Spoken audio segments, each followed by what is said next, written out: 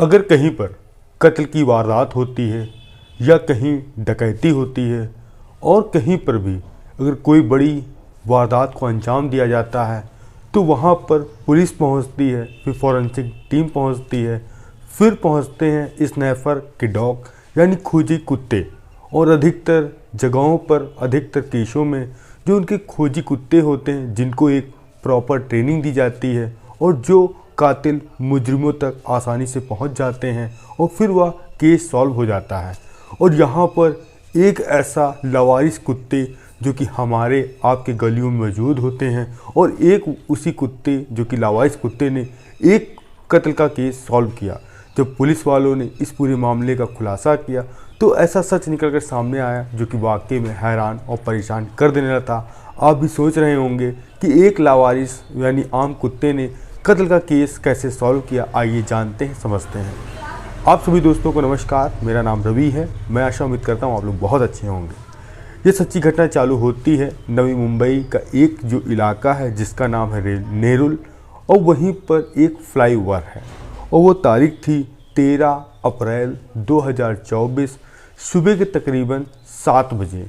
एक युवक उसी फ्लाईओवर से निकल रहा था और देखता है कि एक शख्स की लाश जो कि सड़क किनारे पड़ी है और ऐसा लगता है कि उसके सर से खून बह रहा है। वह फ़ौरन वहाँ के जो पास का पुलिस थाना था वहाँ इन्फॉर्मेशन देता है। अब कुछ ही देर में वहाँ पर पुलिस पहुँचती है। उस पुलिस को जो लाश थी उसको पोस्टमार्टम के लिए लिया जाता है और पुलिस वाले आसपास लोगों से पूछताछ करते हैं कि यह शख्स कहाँ का रहने वाला है, मगर कोई भी उस शख्स को पहचान नहीं पाता है। अब इधर पोस्टमार्टम की रिपोर्ट आती है तो उसमें साफ साफ लिखा था कि यह जो युवक है जिसका कत्ल हुआ है इसके ऊपर कोई सर के ऊपर कोई धारदार चीज़ मारी गई। अब पुलिस के लिए सबसे बड़ा सस्पेक्ट यह था कि इसका कातिल कौन है। अब पुलिस वाले आसपास के जो सभी सीसीटीवी फुटेज खंगालते हैं। एक कैमरा पुलिस को ऐसा दिखाई देता है जिसमें इस घटना का पूरा चीज़ दिखाई पड़ रही थी। तभी पुलिस वाले देखते हैं कि जो 14 यानी अप्रैल की तकरीबन 4 बजे एक शख्स उसी शख्स पर लोहे की डंडा या लोहे की राड से हमला कर रहा है, जिसके बाद उसकी मौत हो गई है। अब पुलिस वाले उस फोटो को जूम करते हैं तो वह ब्लर थी, वह शख्स पहचान में बिल्कुल भी नहीं आ रहा था। अब पुलिस बहुत परेशान थी और तभी एक जो पुलिस का अधिकारी जो साथ में कैमरा देख रहा था, एक चीज़ वह ऐसी देखता है तो अपने साहब से कहता है, सर यह जो कुत्ता है इस शख्स को देख क्यों रहा है। आखिर जो आम तौर पर कुत्ते होते हैं, अगर कोई आपके अनजान यानी गली में शख्स पहुंचता है तो जो वहाँ के कुत्ते होते हैं गलियों मोहल्ले के, वह अनजान शख्स पे भौंकने लगते हैं। आखिर यह कुत्ता इस शख्स को भौंक क्यों नहीं रहा है। यह इस आरोपी के साथ आया है और इसीलिए यह इस पर भौंक नहीं रहा है। अब जो मरने वाला शख्स है अगर इसके साथ यह रहता या इसका जानने वाला होता और अब तक आरोपी पर यह अटैक कर देता। कहीं न कहीं ये लगता है कि यह जो आरोपी है इसी के साथ यह कुत्ता आया है, इसीलिए बिल्कुल शांत है। अब पुलिस वाले उसकी फ़ोटो निकालते हैं और देखते हैं यह जो कुत्ता है पूरा ब्लैक है और जो उसका पेट है वह वाइट रंग का है। अब पुलिस वाले उसकी फ़ोटो प्रिंट आउट निकालते हैं और जो आसपास के वहीं पर इलाके थे उस कुत्ते को ढूंढा जाता है, मगर कहीं भी उसकी कोई भी सुराग ऐसा नहीं मिलता है। और तभी भी जहाँ पर यह कत्ल हुआ था वहाँ से लगभग 2 किलोमीटर दूर वहाँ तमाम कुत्ते गलियों में थे और इस कुत्ते की फ़ोटो दिखाई जाती है तो पता चलता है कि वह कुत्ता दूसरे मोहल्ले का है और एक शख्स के साथ रहता है जिसका नाम भूरा है। अब पुलिस की टीम वहां पहुंचती है, देखती है कि एक कुत्ता जो कि सो रहा है और उसके ऊपर किसी ने बोरी उड़ाया है। अब जैसे ही कुत्ते को देखते हैं पुलिस वाले, बोरी इसकी खसकाते हैं और देखते हैं वह तो वही कुत्ता है जो कि सीसीटीवी में कैद है।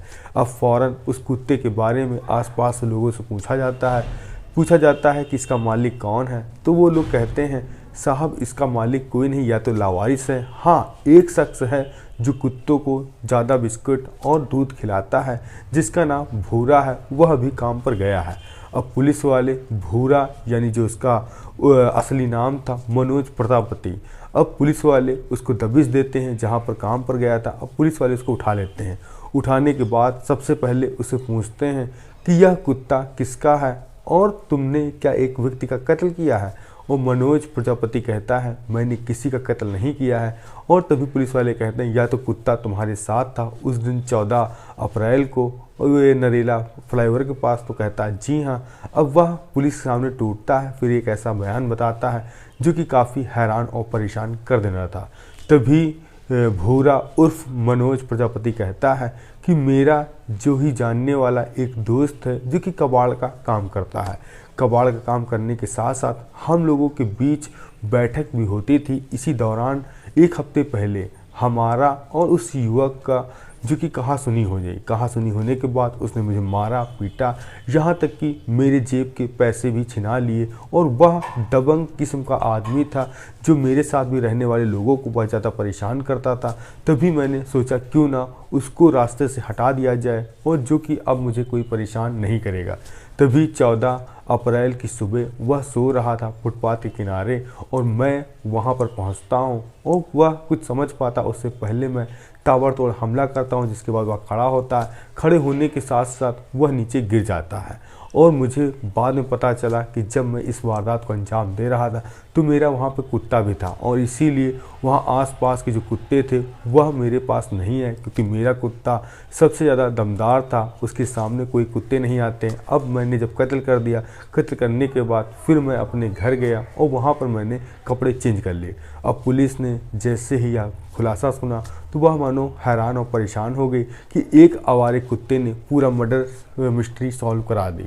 आखिर आपका कुछ भी सुझाव हो तो कमेंट के माध्यम से दे सकते हैं। हम मिलते हैं नई कहानी नई शुरुआत के साथ। जय हिंद, जय भारत।